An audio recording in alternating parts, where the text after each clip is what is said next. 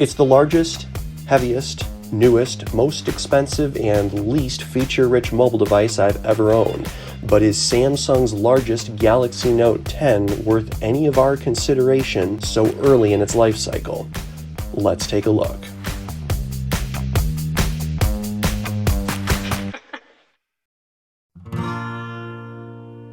I'll pick this up and check this out. In terms of raw specifications, the Note 10 is an absolute monster, offering the best Snapdragon that 2019 had to offer and no fewer than 256 gigabytes of storage, plus a staggering 12 gigabytes of memory.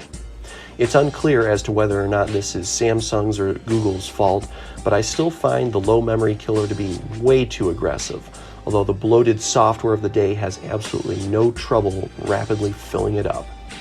Gone is the infrared blaster, user replaceable battery, and headphone jack, as well as the advanced face scanner, so Samsung has some serious ground to make up on the features front here. And to some degree, they do deliver, in part by distracting the user with this aggressive aesthetic. Everything from the ultra-tall display to the psychedelic reflective rear cover and even the dramatically tapered edges of the waterfall screen make it clear that this is a fashion accessory as much as it is a work tool. While recent iPhones give the user accurate screens, good sound systems, and solid cameras at the expense of some of the ugliest phone designs of the past decade, Samsung has largely preserved the solid aesthetics, save for slightly rounded screen corners, although they are thankfully much less of an eyesore here than they were on some of the earlier Galaxy S phones that featured this still puzzling design decision. With that in mind, it clearly looks the part, but how does the product stack up to its rivals in terms of functionality? Let's start with physical attributes.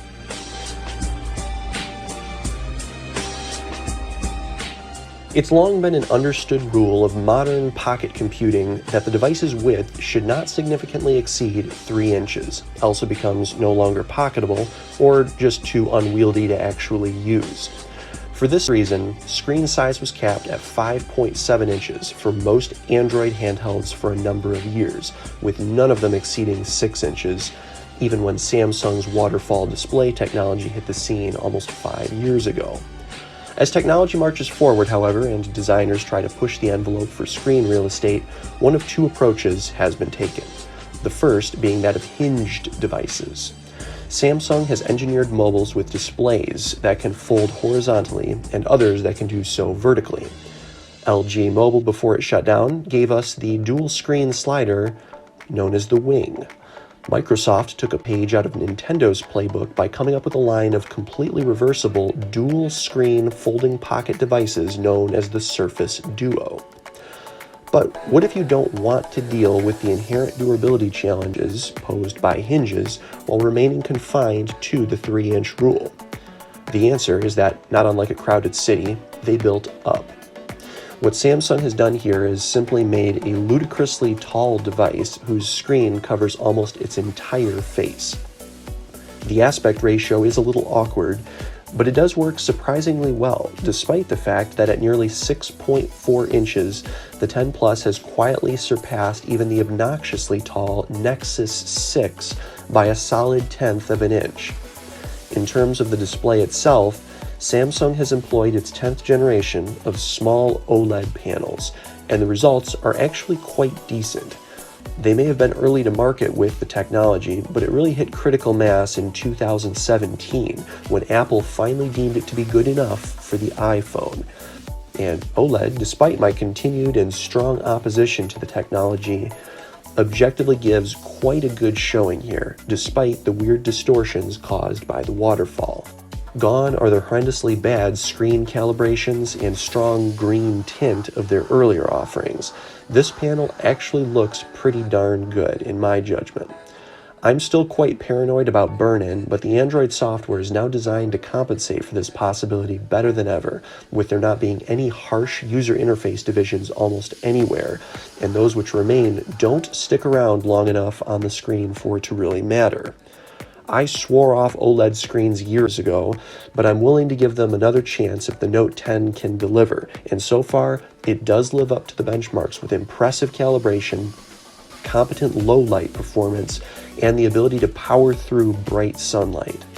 Resolution is the same 1,440 pixels that we've come to know and love, but now with over 3,000 pixels to work with on the vertical.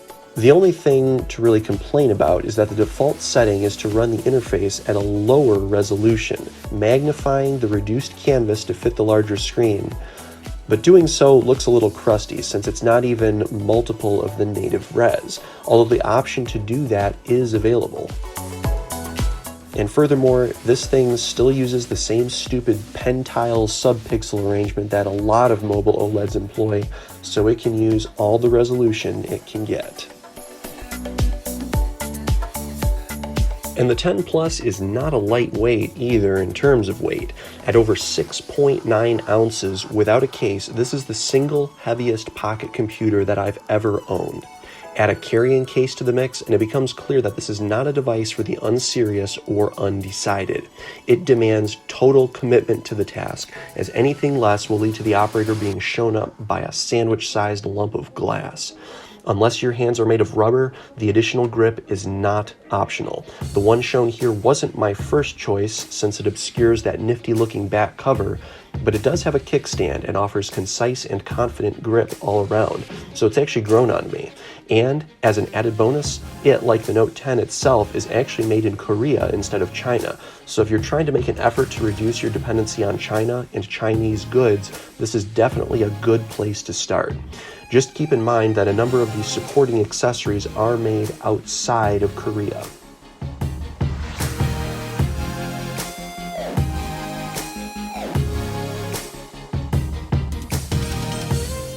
The software situation on the domestic Note 10 has proven to be quite contentious, actually. Samsung not only takes security a lot more seriously now, failing to leave any opportunity for exploit, but also offers no way to officially unlock the bootloader, which demands that we question whether or not Android is finally mature enough as an operating system to be used without root or aftermarket kernel. Let's quantify that. I've compiled a list of reasons for bootloader unlock on each of my past mobile devices, so all the Galaxy Note 10 has to do is provide us with either a viable workaround or build the features into the hardware or software. Let's start in the middle, for no apparent reason, with the gestures. As with most modern Android devices, double tapping the power button will launch the default camera app. The feature button of the Note 9 is nowhere to be found, however, so how do we fire up the flashlight? Well, it isn't perfect, but there is an Edge widget that includes various tools, one of which is the flashlight. That's not an ideal solution, taking on average 5 to 7 seconds to light the torch instead of the 3 using LG's second screen, Motorola's in-air gesture, or exposed Edge's volume key hold technique, but not totally unreasonable.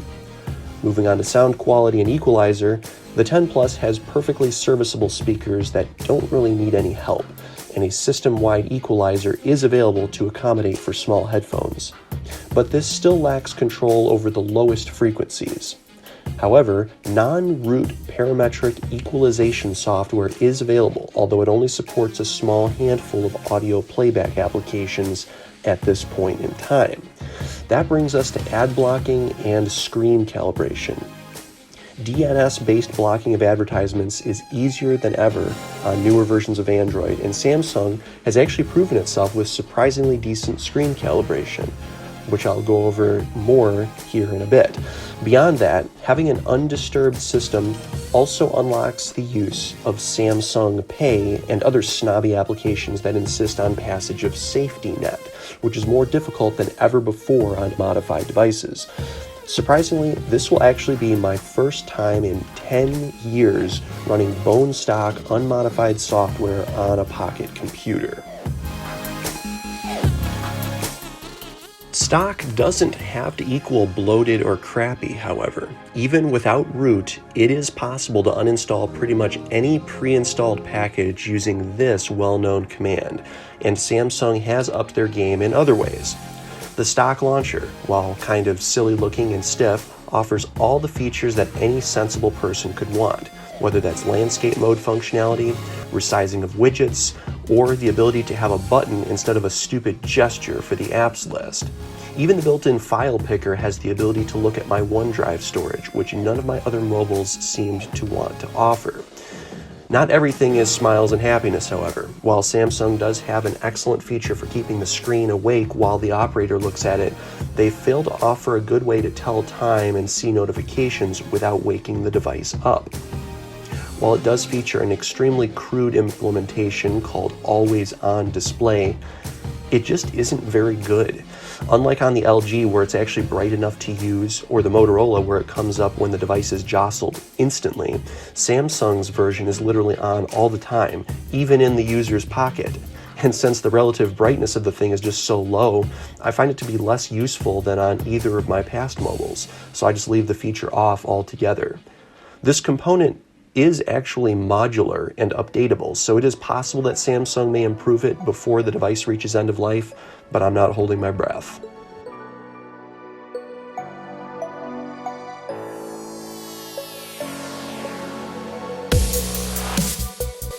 Every mobile device I've ever owned has what I like to refer to as core incompetencies, the Achilles heel, if you will. Things that the hardware or software do so poorly that they border on being complete deal breakers. For the Essential, it was the mid-band wireless reception and sound system.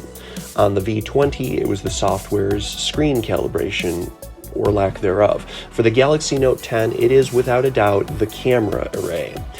In my testing of the 10 Plus, I was beginning to think that if you throw enough money at a problem, greatness with no serious drawbacks might actually be something that could be achieved. Unfortunately, that feeling quickly left after I started taking some test pictures with the camera. Now, the 10 Plus has this very impressive image capture array, including no fewer than 5 cameras across its front and back sides, as highlighted here. And since not even one of the mainstream reviews called much negative attention to it, I figured that photography would be a total slam dunk. But this is just another great example of why I simply can't trust the press on this stuff. The pictures taken by the stock software could be considered acceptable if this were a phone from 2013 or a $200 budget phone from the last couple of years, but that's simply not the case at all. This retailed for over $1,000 and sells used for upwards of $400. For either price, these results are wholly unacceptable. Let me be clear, the pictures taken by the stock camera app on this phone are a blurry, weirdly colored, and over-sharpened mess no matter which lens you're looking through. This is perhaps the last remaining example that I could find here of bad old Samsung software, but it sure is painful. For all the stuff that their developers got right, this is an extremely unfortunate thing to get this wrong. Mortified by the results, I did some research on the forums to see if it's just me, and as I suspected, it isn't. This isn't just bad, this is Essential phone with the stock camera app bad. This is worse than Panic at the Disco.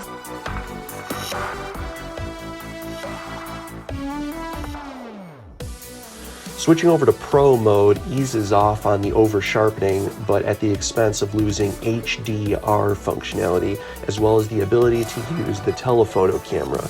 And the results still just frankly aren't that good. Thankfully, the community knew better than to let such a good set of sensors go to waste and got to work right away on porting the Google Camera app over to the Note 10. Yes, that Google Camera app that saved the day on the Essential phone. And the results with it are the spectacular affair that I was expecting, complete with rich detail and phenomenal contrast. Just like on the Essential, it turns out that competent image processing software goes a surprisingly long way in producing a good image, and the Note 10's massive camera array is capable of far more than the stock software even remotely suggests. With that said, this fix isn't magic. The cost of using the Google Camera apps is losing access to the front-facing camera. But the Google Camera Go app has no trouble with it, so I've been using that when the need arises. And Samsung's offering does deliver more precise controls and features over the video recording, which is thankfully not quite as inept as its still image capture. But what really irks me is that I have to switch between these 4 janky and imperfect apps depending on what I'm trying to accomplish. Google app for quality stills on most of the cameras, slightly different distribution of the Google Camera app for stills with flash, Google Camera Go for the front facer, or Samsung for shooting videos. Now, unlike most of the other devices that I review, the Note 10 is an extremely recent product, so it's important to remember that new software is still being published for this device, and as a result, it's entirely possible that improvements eventually do get published for any or even all of these programs. But one thing I cannot do is recommend a product based on speculation. I can only show you what it can do right here and right now. And if you're looking for a mobile with a fantastic and no-fuss camera experience right out of the box, the Note 10 is not your phone. In my judgment, the Essential phone actually ranks above it in terms of low-effort photography because the Google Camera app can pretty much fully replace the stock one on that device, whereas it lacks significant functionality on this phone, forcing the user to waffle between not 2 or even 3, but 4 camera programs in order to get the best shot, which I ultimately find to be deeply disappointing. Samsung, do better.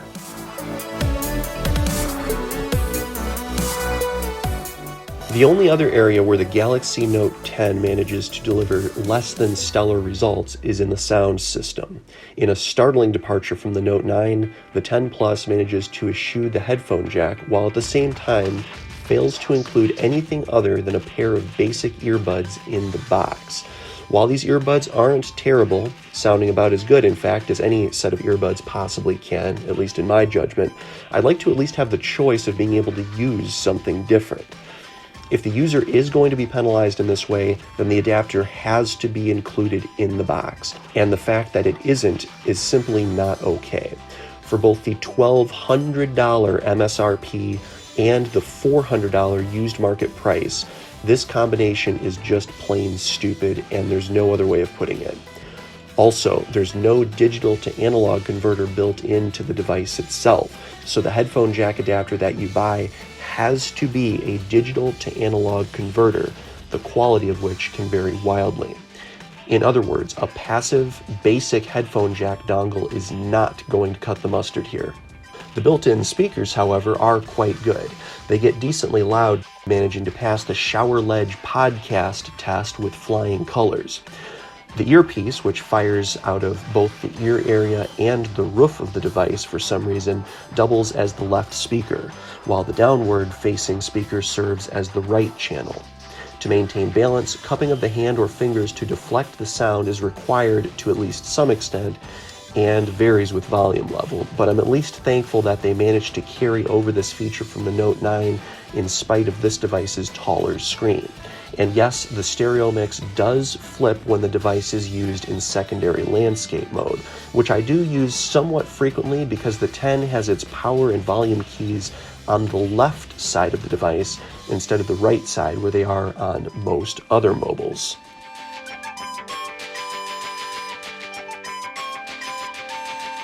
Long-term viability should be an important factor for everyone when selecting a portable computer.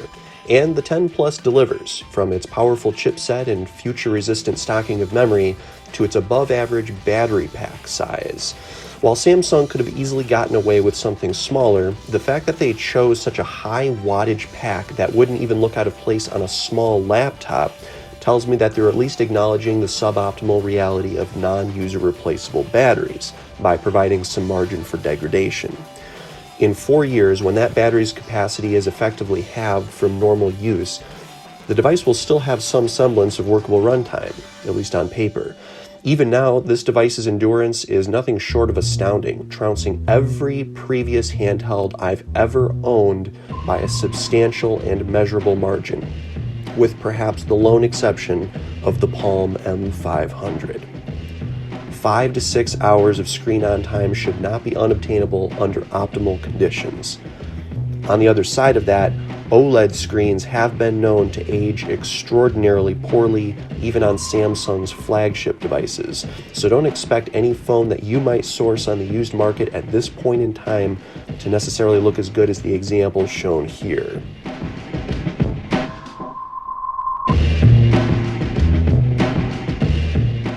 In terms of other hardware quirks that don't necessarily apply to any other section of my review, the 10 Plus features a fingerprint scanner that lives inside the display.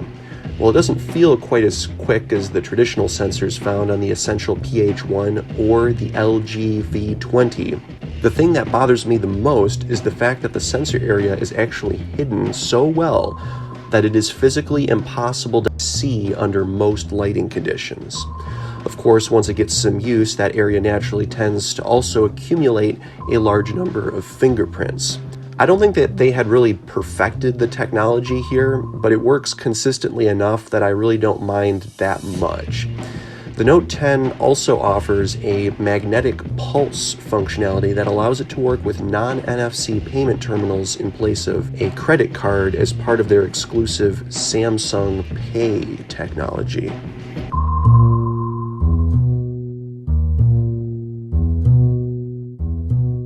At the end of the day, the 10 Plus is a phenomenal piece of technology because no longer are we forced to choose between aesthetics and functionality. Samsung has taken a surprisingly conservative approach with the hardware here by simply leaving out features in order to focus on their core competencies, even if it is to an uncomfortable extreme at times. If it wasn't for the epic train wreck that is the camera software, I could still probably recommend this thing for the $400 that it currently commands on the used market. Since that's ultimately its most significant drawback, however, then that is what it'll realistically come down to for most people. If you're looking for a no-fuss camera experience out of the box, the Note 10 is going to be a disappointment every single time, no questions asked. If you're willing to put in the small amount of effort that it takes to install the Google camera softwares, and then learn the strengths of both, and be able to quickly recall that information when the need arises in order to be able to capture an awesome photo or video, then, and only then, can the 10 Plus be a very rewarding experience. I still award it Mobile Device of the Year for the $250 to $350 segment, but not until depreciation gets it there, however. Thanks for watching.